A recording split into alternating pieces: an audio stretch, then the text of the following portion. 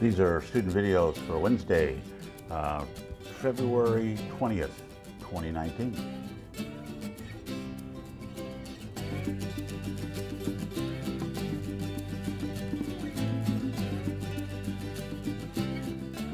Right, here we have Pete. Let's see, he's been working mostly on his short game, but now he's starting to add a little long game work.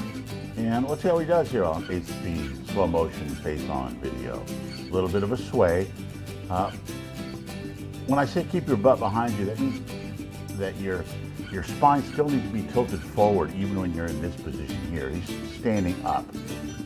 We need to keep the butt behind us. I remember my grandfather always said, in life and in golf, butt out is a good thing. So we've got to get him to get his butt out a little bit more on the takeaway so he doesn't stand up quite so much. Gets a long backswing, rotates into it pretty nicely, great pronation and supination, and great rhythm. So we're going to get him to stay a little bit more on the line and maybe not quite bend that lead arm so much. And the reason the lead arm bends, as I've said before, is because the trail arm overbends. It doesn't have to go past 90 degrees. So we're going to work on that a little bit and see if we can get him into a little better shape to get a nice transition and make a little longer swing. This golfer is using one of my favorite training aids and something that should be in every golfer's bag, and it's an alignment stick. You have two of them, one for your foot placement and one for your shoulder alignment to your target. You can get them at the golf shop for 30 bucks, or you can go down to Ace Hardware or Home Depot and get driveway markers for $1.99 a piece, or something like that. That's what I use, driveway markers.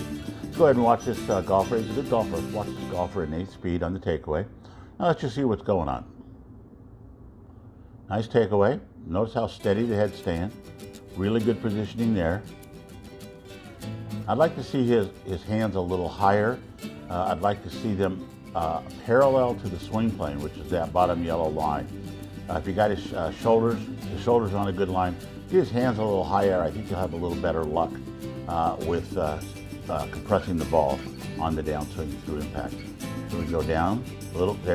There's something a lot of golfers do is the top of the backswing is right there. It's pretty nice shape, and then we tend to dive a little bit.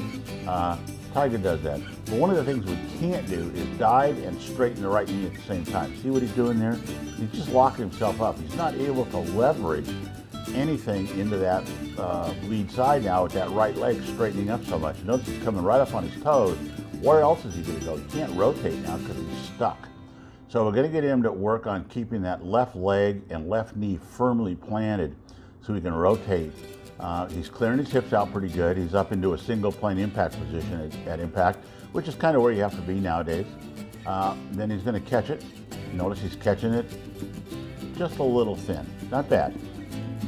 Good launch angle, a lot of power, pretty decent. So we're going to get him to keep the knees flexed, whatever angles he creates, the setup, we want him to maintain those angles throughout the swing.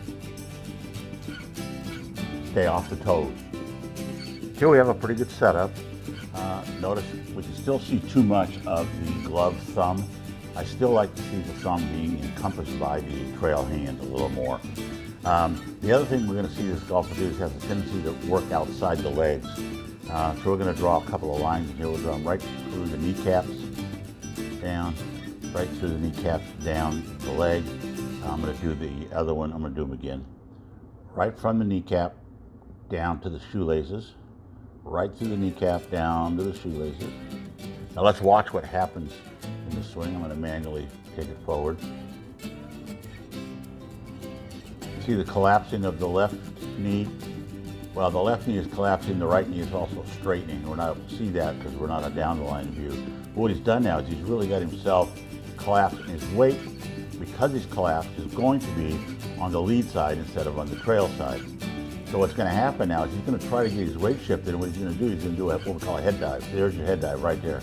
Because the head dive comes over the top, you see how the hands are getting closer to the camera right there? The club head should get further away from the camera. The lag should increase. He's losing his lag. He's really stuck.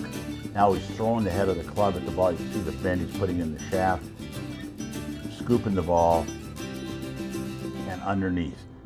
We play with our arms long and triangular. In other words, we have a nice triangle here, which we don't see because of his elbow right there. Let's undo that, continue on through. Now you can also see, besides the elbow being bent, the left wrist is being bent, the right hand is passing the left hand underneath, right there. So it never really gets any leverage or any rotation.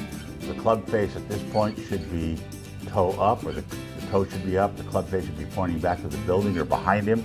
He's nowhere near that position. He's losing all kinds of acceleration in the club face. He doesn't get it rotated until way up here. I'd like to see that rotation happen a lot sooner.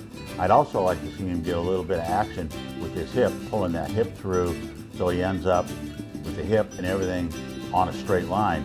You can see, if I go ahead, we'll draw it in a different color just so it can be a little creative here. Let's draw it in white because it matches his shirt. We take him from his shoulder line straight down. You can see that the hip didn't make it there, and neither did the ear. So we got to get the hip through all the way to the white line, which is the line inside the trail foot, lead foot, so he's well stacked onto the lead side.